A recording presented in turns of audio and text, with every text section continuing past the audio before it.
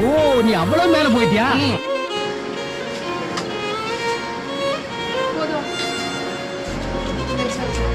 ఎదురు ఓటేయండి నాలుగు నాలుగు ఎన్ని నెంబర్